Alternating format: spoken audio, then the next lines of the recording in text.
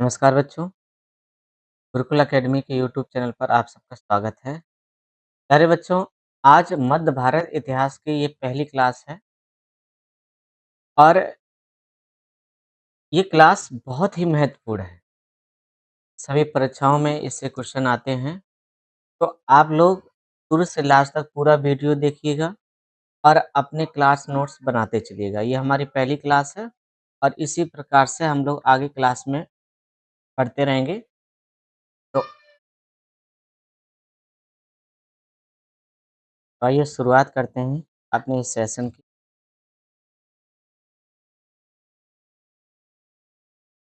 तो हम लोग सबसे पहले शुरुआत करेंगे भारत पर अरबों का आक्रमण। बच्चों सबसे पहले भारत पर मुस्लिमों का आक्रमण हुआ और इसको हम 2 तरह से पढ़ेंगे। एक तो भारत पर अरब मुस्लिम आक्रमण हुआ और दूसरा तुर्की मुस्लिम आक्रमण हुआ। तो सबसे पहले अरब मुस्लिम आक्रमण में मोहम्मद बिन कासिम का नाम आता है। 712 ईस्वी में आक्रमण हुआ। बच्चों मोहम्मद बिन कासिम का जो पूरा नाम था मोहम्मद बिन कासिम अल सक्फी नाम था। में आगे और नाम जुड़ जाएगा अल सक्फी। ये इसका क्या नाम था? पूरा नाम था मोहम्मद अल सक्फी।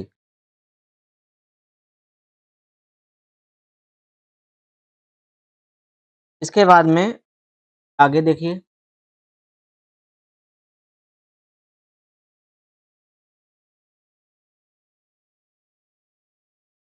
मोहम्मद बिन कासिम का जो जन्म हुआ था वो 695 ईस्वी में हुआ और कहाँ पर हुआ था? ताइफ। और ताइफ कहाँ पड़ता है? सऊदी अरब में। सऊदी अरब में का जन्म हुआ और इसकी मृत्यु जो हुई थी 715 ईसा पूर्व में हुई। 715 में एडी में मृत्यु हो गई। और इसका जो वंश था वो सक्फी वंश था। ये अरब एक जनजाति है और इसका जो धर्म था वो इस्लाम धर्म। क्या था इसका? इस्लाम धर्म था। और इसका जो पद था अरब सेनापति था ये। अरब सेनापति।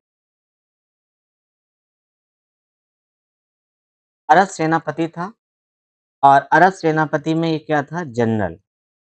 पास जनरल का पद था और इसका संबंध जो था उमय्यद खलीफा के साथ था। उमय्यद खलीफा इसके चाचा थे। उमय्यद खलीफा अल-वजीद प्रथम को हम कह सकते हैं अल-वजीद का शासन जो था 705 से 715 ईस्वी तक। शासन काल में ये क्या था? सेनापति था। और इसकी उपलब्धि क्या है? भारत में इसने पहली स्थायी मुस्लिम शासन स्थापित करने वाला ये व्यक्ति था। और मोहम्मद बिन कासिम अरब के एक प्रतिष्ठित परिवार में पैदा हुआ था। उसके चाचा जो थे हज्जाज बिन यूसुफ उम्मयद साम्राज्य के अत्यंत शक्तिशाली गवर्नर। हज्जाज ने युद्ध कौशल, प्रशासनिक ज्ञान और रणनीति भी सिखाई थी। इसके बाद में हम तुर्की मुस्लिम आक्रमण की बात करें तो इसमें सबसे पहला नाम आता है 1000 ईस्वी में महमूद गजनवी आता है। फिर इसके बाद में 1175 में मोहम्मद गौरी आता है और इसके बाद में फिर दिल्ली सल्तनत अन्य लोग आएँगे। तो आइए शुरुआत करते हैं मोहम्मद बिन कासिम से। तो मोहम्मद बिन कासिम की सामान्य जानकारी हमने आपको पहले ही बता दी है। 712 एडी में भारत पर प्रथम सफल अरबी मुस्लिम आक्रमण हुआ। सिंध के राजा दाहिर के साथ इसका जगह का नाम रावर या रेवार का युद्ध। तो 712 ईस्वी में का पहला सफल मुस्लिम आक्रमण सिंध पर होता है और उस समय सिंध का राजा कौन था? राजा दाहिर। तो रेवार का युद्ध इसके साथ होता है। ये आपका चित्र है मोहम्मद बिन कासिम का। इसका उद्देश्य था युद्ध करने का क्या उद्देश्य था? भारत में आक्रमण करने का, धन को लूटना था, इस्लाम धर्म का प्रचार-प्रसार करना था और उस समय का तात्कालिक कारण भी एक था, यानी इराक के शासक अल-हज्जाज के समुद्री जहाज को सिंध के देवल में समुद्री लुटेरों ने लूटा। यानी इराक का जो शासक था अल-हज्जाज, उसके समुद्री जहाज को सिंध के पास में, देवल में ही लुटेरों ने ले लूटा था। ये भी कारण था कि मोहम्मद बिन कासिम बदला लेने के लिए सिंध पर आक्रमण करने के लिए आया था। और 713 ईस्वी में मुल्तान, इसको स्वर्ण नगरी कहा जाता था, ने उस और जानकारी के अनुसार ये जानकारी कहाँ से मिलती है? अली अहमद की चचनामा से मिलती है। नामा एक रचना है अली अहमद की, वहाँ से इसकी हमें बारे में जानकारी मिलती है। क्योंकि ताहिर जो राजा था सिंध का, उसने अरब व्यापारियों की सहायता नहीं की और जब सहायता नहीं की तो जिससे समुद्री जो लुटेरे थे, उन समुद्री लुटेरों ने उनको लूट लिया और जहाज में चूँकि मुस्लिम स्त्रियाँ और बच्चे भी थे। अरबों ने राजा दाहिर से अपराधियों को दंड देने की माँग की, लेकिन उसने इनकार कर दिया। इसके बाद हज्जाज बिन यूसुफ ने खलीफा से अनुमति लेकर अपने भतीजे मोहम्मद बिन कासिम को सिंध पर आक्रमण करने के लिए भेजा और फिर सिंध पर आक्रमण 1711 में 711 ईस्वी में मोहम्मद बिन कासिम ने लगभग 6000 सैनिकों और 3000 ऊँटों और 2000 घुड़सवारों की सेना के साथ सिंध की ओर इसने प्रस्थान किया और उन्होंने मकरान यानी बलूचिस्तान से होकर सिंध में क्या किया? प्रवेश किया और इसके बाद उसने देवल देवल पड़ता है कराची के पास, जो वर्तमान में पाकिस्तान में है। ये देवल का इसने किला जीत लिया। फिर नेहरून ये हैदराबाद के पास पड़ता है। तब सेना ने विजय यहाँ पे प्राप्त की। सीवन और ब्राह्मणवाद यहाँ पे मोहम्मद बिन कासिम ने विजय प्राप्त की। इसके बाद में रावर यानी राजा की दाहिर का मुख्य जो युद्ध था, राजा दाहिर इसमें मारा गया था और ये सिंध जो था अरबों के अधीन हो गया था। तो ये कहानी रही थी आपकी मोहम्मद बिन कासिम की। इसके बाद में अरबी आक्रमण पर भारत का क्या प्रभाव पड़ा? भारत में इस्लाम धर्म का प्रादुर्भाव हुआ। भारत पर अरब संस्कृति, व्यापार ज्ञान और विज्ञान का आदान-प्रदान हुआ। ऊँट पालने की प्रथा प्रारंभ हुई। ये ऊँट पालने की प्रथा जो है, ये यहीं से प्रारंभ हुई। खजूर की खेती, ये भी आपका अरबों की देन है। दिरहम नामक मुद्रा का प्रचलन हुआ और जजिया नामक कर, यानी जो गैर मुस्लिम लोग होते थे, उन पर जजिया नामक कर लगाया जाता था और जजिया नामक कर जो होता था, जब कोई गैर मुस्लिम होता था, अपने धर्म के लिए वो कहीं तीर्थ यात्रा के लिए जाता था, उसपे कर लगता था। ज्ञान ज्ञान से क्या हुआ? भारत को इसमें इन्होंने ज्ञान प्राप्त किया। संलग्न प्रणाली का ज्ञान हुआ और जो कि अल-ख्वारिज़्म नाम से प्रचारित हुआ और इसके बाद में अरब में वार्ड नाम पहुँचा और फिर इसके बाद ये यूरोप में। अरब में मानसून जो शब्द है, ये एक अरब का शब्द है और मानचित्र कला, इम्पोर्टेंट पॉइंट है यहाँ पे। साहित्य की बात करें तो आर्यभट्ट का सूर्य सिद्धांत, चरक संहिता, दूसरी संहिता और पंचतंत्र, ये अरबों के समय में लिखित आपके साहित्य थे। इसका अरबी भाषा में क्या हुआ? अनुवाद किया गया। अरबी विज्ञान सच्चे अर्थों में अंतर्राष्ट्रीय था। अरबी विज्ञान जो था, वो सच्चे अर्थों में कहें तो ये एक अंतर्राष्ट्रीय था और सतीश चंद्र यानी कि मध्यकालीन भारतीय इतिहास, इन्होंने इसके बारे में लिखा है और अज फ़ाज़री ने ब्रह्मा सिद्धांत और खंडन खाद का अरबी भाषा में क्या किया था? अनुवाद किया था। तो ये कहानी रही है आपकी मोहम्मद बिन कासिम की। मोहम्मद बिन कासिम एक धार्मिक सहिष्णुता वाला व्यक्ति था। हिंदू और बौद्ध धर्म को अपने धर्म में पालन की स्वतंत्रता दी। भूमि कर यानी खराज और जजिया कर लागू किया। स्थानीय प्रशासन में हिंदू अधिकारियों को यथावत रखा गया। कानूनी व्यवस्था स्थापित की और व्यापार को प्रोत्साहन किया। अरबी सिक्के चलन में लाए। इसके बाद में मोहम्मद बिन कासिम की सफलता से ईर्ष्या के कारण उनके ही शत्रुओं ने खिलाफत दरबार में उनके खिलाफ साजिश की, जिससे खलीफा वलीद की मृत्यु 1715 के बाद नया खलीफा सुलेमान बना। नया खलीफा कौन बनता है? सुलेमान। और जब नया खलीफा सुलेमान बनता है और इसके बाद में इसने हज्जाज के समर्थकों को दंडित किया और मोहम्मद बिन कासिम को इसने इराक बुलाया। जब इसने मोहम्मद बिन कासिम को इराक बुलाया, तहाँ उन्हें इसने क्या किया? उसको कैद कर लिया। सुलेमान ने मोहम्मद बिन कासिम को कैद कर लिया और कैद करने के बाद में उसे यातनाएँ दी और फिर उसको मार डाला। 1715 में इसको मार 15 में मोहम्मद बिन कासिम की मृत्यु हो जाती है और उनकी उम्र उस समय मात्र 30 वर्ष थी। 30 वर्ष की उम्र में मोहम्मद बिन कासिम मर गए और 17 वर्ष की उम्र में ये सेनापति बने। तो मुझे उम्मीद है आप सब लोगों को अच्छे से समझ में आया होगा। मोहम्मद बिन कासिम का ये इतिहास था। चलिए, अब इसका जो सेकंड पार्ट है, यानी कि तुर्कों का आक्रमण और तुर्कों का आक्रमण में हम लोग आज इसमें महमूद गजनवी को पढ़ेंगे। सबसे पहले हम सामान्य परिचय को पढ़ते हैं। सन 1932 ईस्वी 932 ईस्वी में अल्पतगीन नामक तुर्क सरदार गजनी साम्राज्य की स्थापना की। अल्पतगीन नामक तुर्क सरदार गजनी साम्राज्य की स्थापना की और इसकी राजधानी गजनी यानी अफ़गानिस्तान था।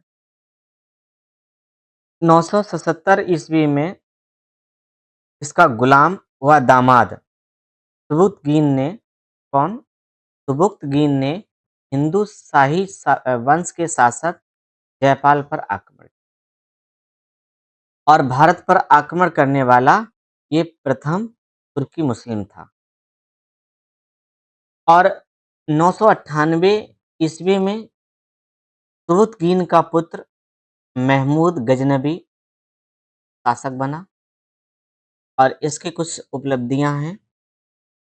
तो सबसे पहले हम सुबुक्तगीन के पुत्र महमूद गजनवी के बारे में पढ़ लेते हैं। तो इसका पूरा नाम जो था यामीन उद दौला अबुल कासिम। यामीन उद दौला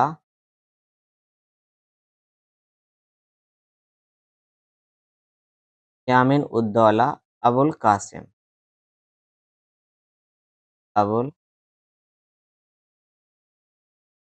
कासिम महमूद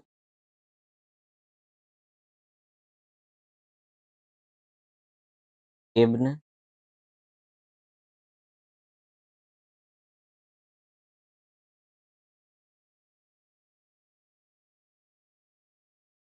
सबुक्तीन सबुक्तीन महमूद गजनवी।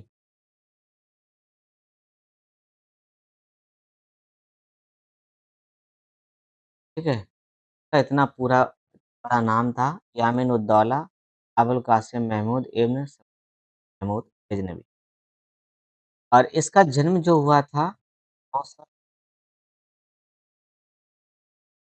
और इसकी मृत्यु की बात करें, मृत्यु इसकी 1000 और कहाँ हुई थी? गजनी में। गजनी कहाँ है आपका? इसके पिता का नाम क्या था? सुबुक्तगीन। के पिता का नाम लिखा हुआ है, पिता का नाम था।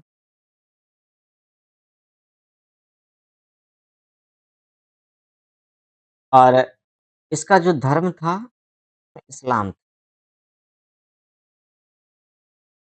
धर्म, इस्लाम। तो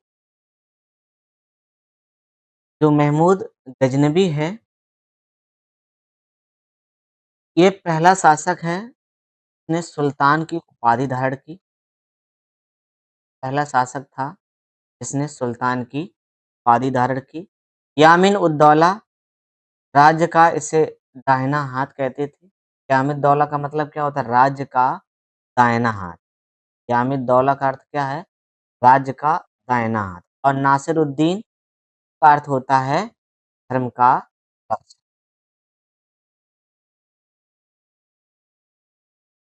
महमूद के पिता जो सुबुतगीन थे, मूल रूप से एक तुर्क गुलाम थे, जिन्होंने अपनी वीरता से गजनी का शासक तक एक स्वतंत्र राज्य पिता की मृत्यु 997 ईस्वी में होने के बाद महमूद ने अपने भाई इस्माइल को पराजित कर सिंहासन प्राप्त किया और वह गजनी का सबसे और शक्तिशाली शासक।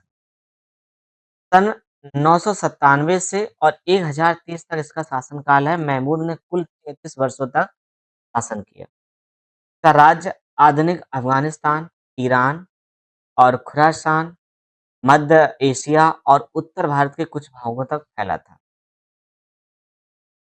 उसने अपने राज्य की राजधानी गजनी को एक शानदार नगर बनाया। उसने मस्जिदें, पाले और मदरसे बनवाए, इस्लामी संस्कृत केंद्र बनवाए, बहुत सारी चीज़ें बनवाई। तो बगदाद के खलीफा अल-आदिल बिल्लाह बगदाद के खलीफा अल-आदिल बिल्लाह के द्वारा इन्हें कुछ उपाधियाँ दी गई जैसे यामीन-उद-दौला, यामीन-उल-मिल्लाह और सुल्तान अब जैसे उपाधियाँ मिली। इसके अलावा को गाज़ी भी कहा जाता था और बुत्सिकन यानी कि मूर्त भंजक भी इसे इस नाम से भी जाना जाता है। कहा जाता है कि महमूद गज़नवी ने भारत पर 17 बार आक्रमण किया। एक इतिहासकार है हेनरी एलियट। हेनरियर एलियट ने बताया था कि इसने भारत पर 17 बार आक्रमण किया और उद्देश्य क्या था? पहला उद्देश्य या कारण था धन प्राप्त करना, इस्लाम धर्म का प्रचार-प्रसार करना और अपने राज्य की आर्थिक शक्ति बढ़ाना, यानी मध्य एशिया में साम्राज्य मध्य एशिया तक इसका साम्राज्य का विस्तार करना। तो इसने भारत पर कुल 17 बार आक्रमण किए, में सबसे पहला इसका आक्रमण था वो 1001 1001 सॉरी ईस्वी में इसने आक्रमण किया, कहाँ किया? पेशावर। पेशावर में इसने आक्रमण किया और यहाँ पर जयपाल एक हिंदू शाही शासक के विरुद्ध इसका युद्ध था और इसमें जयपाल जो हुआ वो पराजित। जयपाल क्या हुआ था? पराजित। इसके बाद में ये 104 ईस्वी में युद्ध करता है और ये वहिंद में जयपाल का पुत्र आनंदपाल से युद्ध होता है। कहाँ पर? वहिंद में। वहिंद में जयपाल का पुत्र था है, का नाम है आनंद। आनंदपाल से इसका है और इसमें ये जो होता है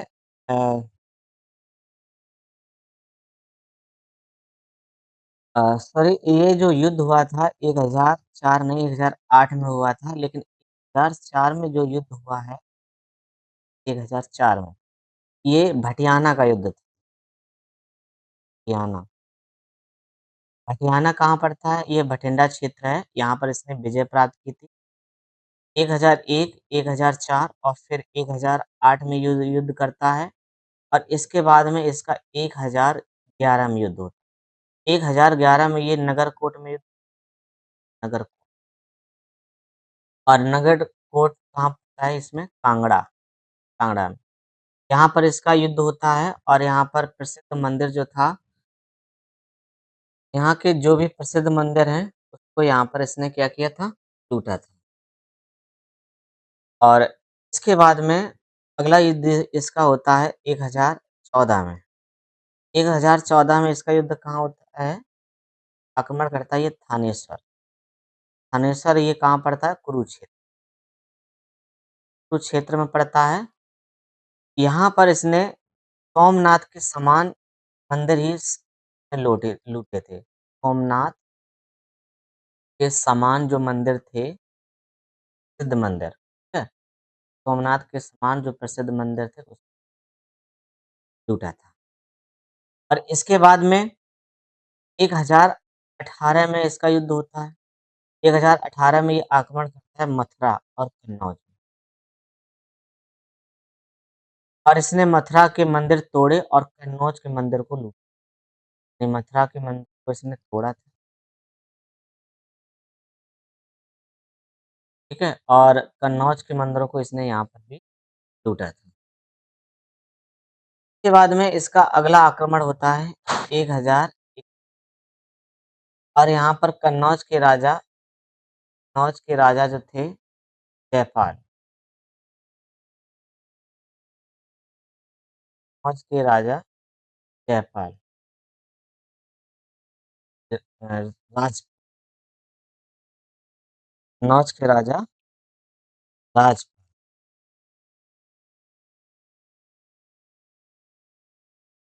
साथ युद्ध होता है, इसमें राजपाल हार जाता है और राजपाल मारा जाता है। इसके बाद में इसका अगला आक्रमण होता है 1025 ये सोमनाथ के मंदिर पर आक्रमण होता है। सोमनाथ का मंदिर कहाँ और ये सबसे प्रसिद्ध आक्रमण था। इसने मंदिर लूटा, सोने, हीरे, जवाहरात लेकर यहाँ से चला गया और फिर इसके बाद में ये 1027 ईस्वी में सिंध क्षेत्र में फिर ये सिंध क्षेत्र आक्रमण करता है। यह इसका अंतिम आक्रमण होता है और ये लौटने के बाद में 1030 में तो इसकी क्या हो जाती है, इसकी मृत्यु हो जाती है। फिर ये आक्रमण करता है सोमनाथ मंदिर का। इसका सबसे प्रसिद्ध जो आक्रमण है, वो सोमनाथ मंदिर वाला है। सोमनाथ मंदिर। सोमनाथ मंदिर का जो इसका सबसे प्रसिद्ध आक्रमण है, ये इसका 17वाँ आक्रमण था। नंबर का 17वाँ आक्रमण था और ये सबसे प्रसिद्ध आक्रमण था। सोमनाथ मंदिर ही गुजरात का उस समय हिंदू धर्म का अत्यंत प्रसिद्ध तीर्थ स्थल था और यहाँ पर लोग सोने, जवाहरात और हीरे, रुपए और मोहरें वगैरह चढ़ाया करते थे और उसने यहाँ से करोड़ों की संपत्ति, सोना, चांदी और रत्न लूट और इसने मंदिर को ध्वस्त, मूर्तियां भी तोड़ डाली और वापस लौटते समय रास्ते में रेगिस्तान से होकर गया ताकि भारतीय राजाओं के हमले से ये बच सके। और महमूद केवल योद्धा नहीं बल्कि एक कुशल और कला संरक्षक और उसने गजनी को एक इस्लामी विद्या केंद्र बनाया था।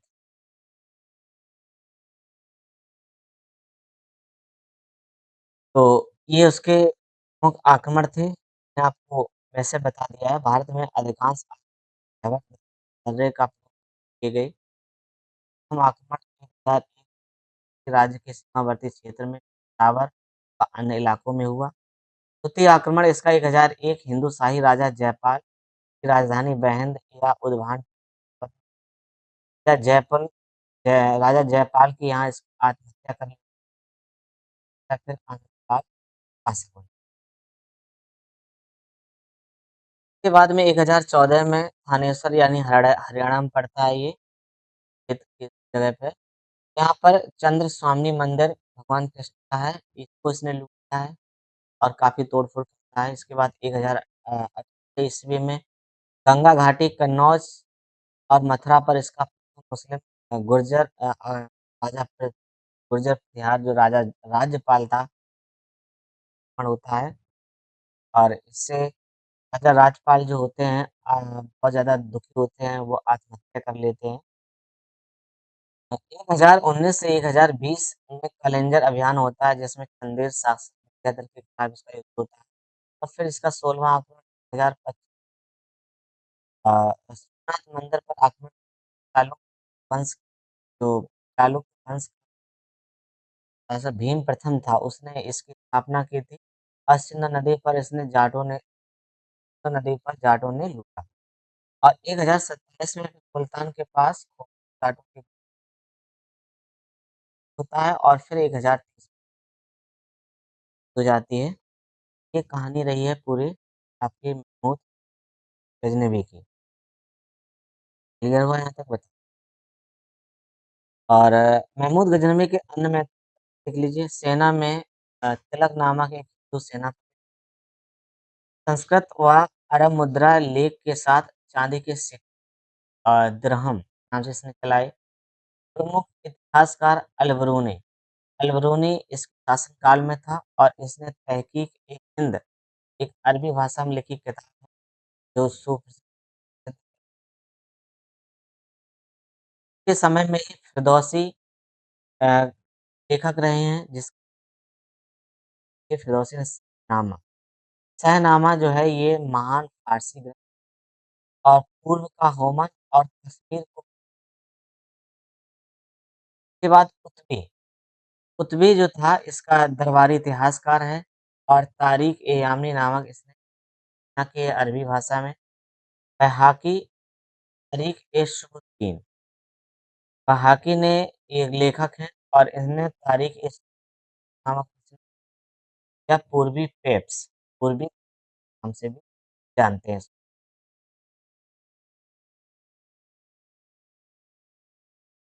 चलिए, अब हम लोग इसके बाद में तक शहाबुद्दीन मोहम्मद गौरी के बारे में पढ़ते हैं। शहाबुद्दीन मोहम्मद गौरी इसका पूरा नाम था शिहाबुद्दीन मोहम्मद बिन साम और मोहम्मद गौरी के नाम से ये प्रसिद्ध है और इसका जन्म जो हुआ 1149 ईस्वी में इसका जन्म होता है। गौर, गौर जो है वर्तमान अफ़गानिस्तान में पड़ता है और इसकी मृत्यु जो है 1206 ईस्वी में हो जाती है। 1206 ईस्वी ये भी सिंध क्षेत्र में इसकी और ये जो था गूरी वंश से संबंधित, वंश का नाम क्या था? गूरी वंश। गूरी वंश से संबंधित है और इसकी राजधानी गजनी है, बाद में ये फिर लाहौर हो जाती है और इसका भी धर्म क्या है? इस्लाम, इस्लाम इसका तो मोहम्मद गौरी का जन्म अफ़गानिस्तान के गौर प्रदेश में हुआ। मोहम्मद गौरी का जन्म कहाँ हुआ? अफ़गानिस्तान के गौर प्रदेश में। गौरी वंश मूल रूप से तुर्क अफ़गान का वंश है और उसके बड़े भाई गियासुद्दीन मोहम्मद गौर का शासक का नाम था गियासुद्दीन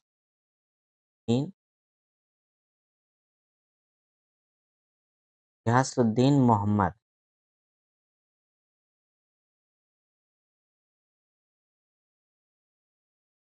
गौर। गियासुद्दीन मोहम्मद गौर इसका जो भाई था, उसका यहाँ पर शासक था ये। भाई के शासन में उसने गजनी और भारत की विजय का कारभार सँभाला। इसके बाद में 1173 में उसने गजनी का गवर्नर बनाया गया और यहीं से उसने भारत पर हमले और खैबर और गोमल दर्रे खैबर और 1175 ईस्वी में खैबर और गोमल दर्रे से इसने भारत पर यानी सबसे पहले इसने मुल्तान पर आक्रमण कर और इसका आक्रमण करने का उद्देश्य या कार्य क्या था?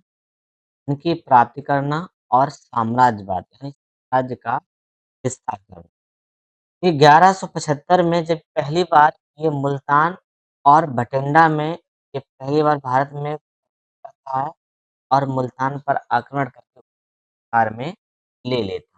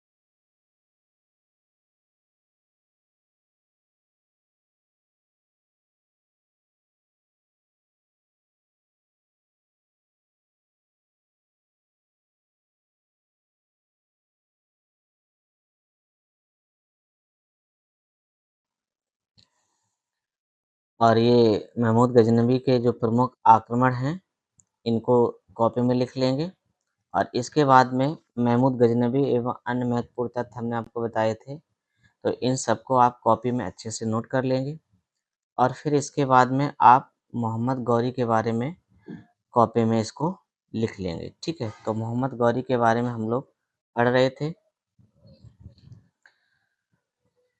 और फिर 1178 में द्वितीय युद्ध होता है। तो 1178 में जब इसका दूसरा युद्ध होता है, वो अनहलवाड़, ये अनहलवाड़ जो पड़ती है जगह, अनहिलवाड़, ये जगह कहाँ पड़ती है? आपकी गुजरात में पड़ती है। तो गुजरात में इसका द्वितीय युद्ध होता है। चालुक्य वंश के राजा मूलराज द्वितीय से होता है। चालुक्य वंश के राजा जो थे मूलराज द्वितीय, मूलराज द्वितीय से इसका युद्ध होता है और इससे ये पराजित हो जाता है और गुजरात विजय इसकी यहीं से असफल हो जाती है, ठीक। इसके बाद में इसका अगला युद्ध आता है 1186 ईस्वी में। 1146-86 ईस्वी में इसका ये लाहौर का युद्ध होता है और लाहौर के युद्ध इसका राजा खुसरो मलिक को पराजित किया इसने और पंजाब पर अधिकार कर लेता है। लाहौर के राजा कौन थे? लाहौर के राजा थे राजा खुसरो, राजा खुसरो मलिक, ठीक है। राजा खुसरो मलिक से इसका क्या होता है? युद्ध होता है और यहाँ पर ये पराजित हो जाता है।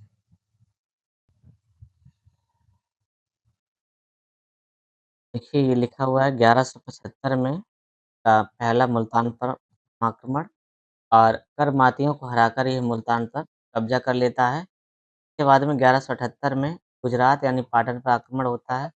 चालुक्य राजा भीम द्वितीय को संरक्षण माँ नयिका देवी थी, तो ये इसके साथ युद्ध होता है और इसके बाद में माउंट आबू के पास में गौरी की विजय, मोहम्मद गौरी की पराजय होती है और भारत में इस राज्य पराजय होती है, ठीक है।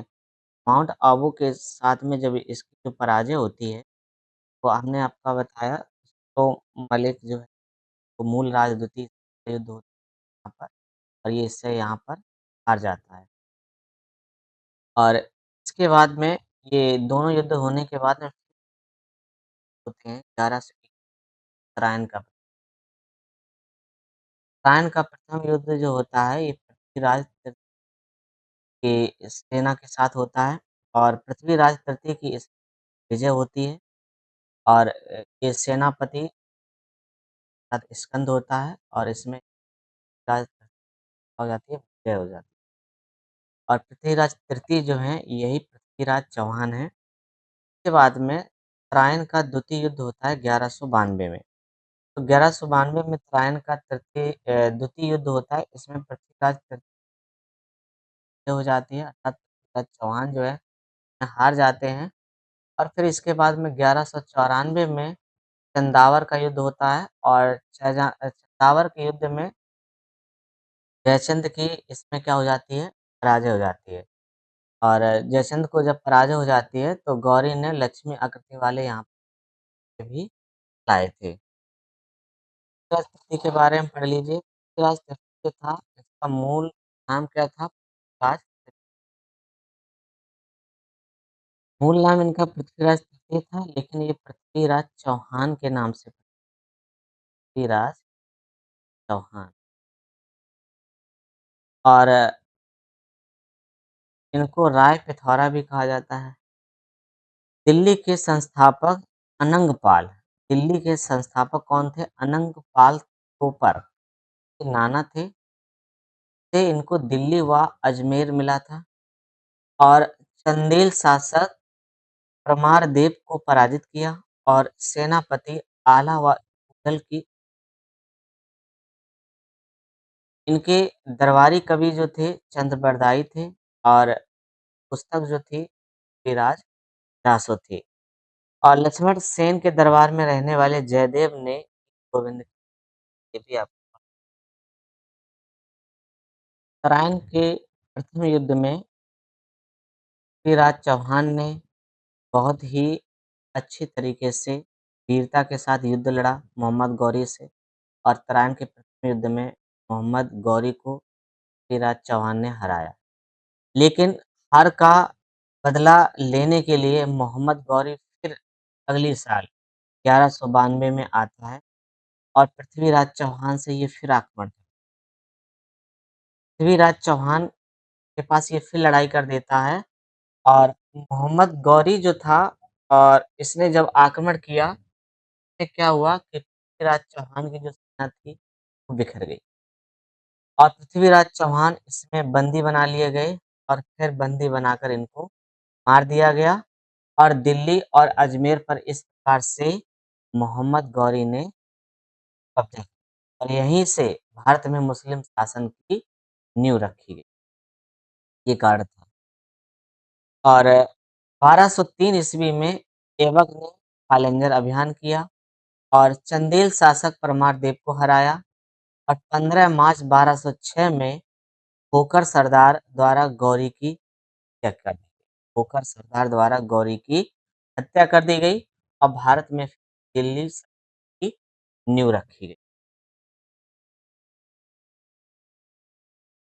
और जब मोहम्मद गौरी की मृत्यु हो जाती है, इसका एक विश्वसनीय सेनापति था, दत्तक पुत्र समान इसका गुलाम था और गौरी की मृत्यु के बाद कुतुबुद्दीन ऐबक ने यानी कुतुबुद्दीन ऐबक जो होता है, ये गौरी का गुलाम होता है और गौरी का गुलाम जो कुतुबुद्दीन ऐबक है, वो सल्तनत की स्थापना करता है 1206 ईस्वी में।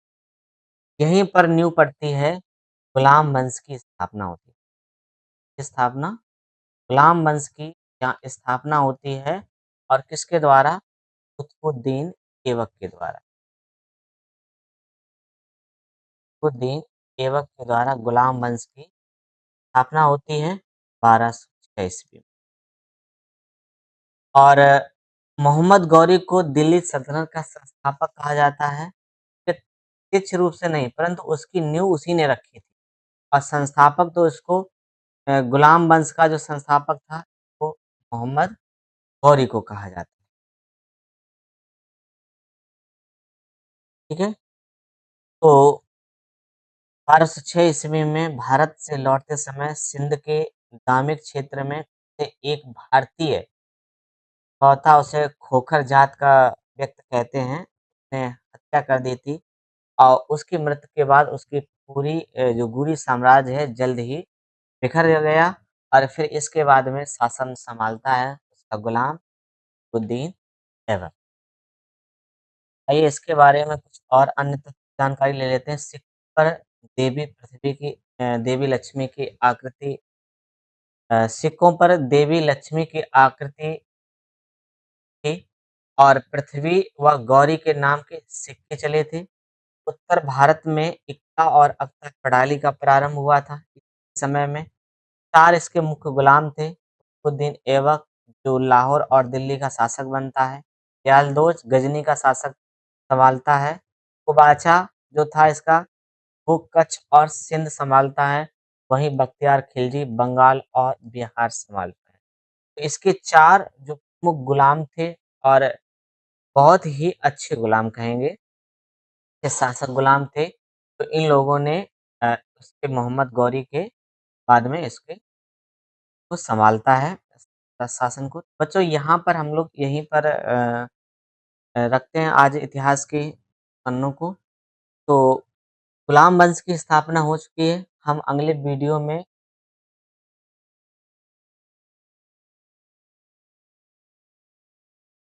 बच्चों अगले वीडियो में हम लोग गुलाम वंश के बारे में विस्तार से पढ़ेंगे। बहुत ही इम्पोर्टेंट ले हैं। एक-एक पॉइंट को कॉपी में नोट्स करते चलिए, नोट्स बनाते चलिए हमारे साथ और ये हमारा इतिहास का पहला वीडियो है। मैं आपसे उम्मीद है आप इसे लाइक करेंगे, हमारे चैनल को सब्सक्राइब करेंगे और हमें प्रोत्साहन देंगे ताकि और अच्छे-अच्छे हम इसी प्रकार से इतिहास के और अन्य विषयों के भी बच्चों इसका पार्ट 1 है ये, पार्ट 2 के लिए इंतज़ार करिए, पार्ट 2 हम बहुत ही जल्द आपको लेकर आने वाले हैं। तो प्यारे बच्चों, पार्ट 2 में हम लोग पूरा गुलाम वंश देखेंगे यानी दिल्ली सल्तनत देखेंगे। आज के लिए इतना ही रखते हैं। Thank you so much. everyone to join us.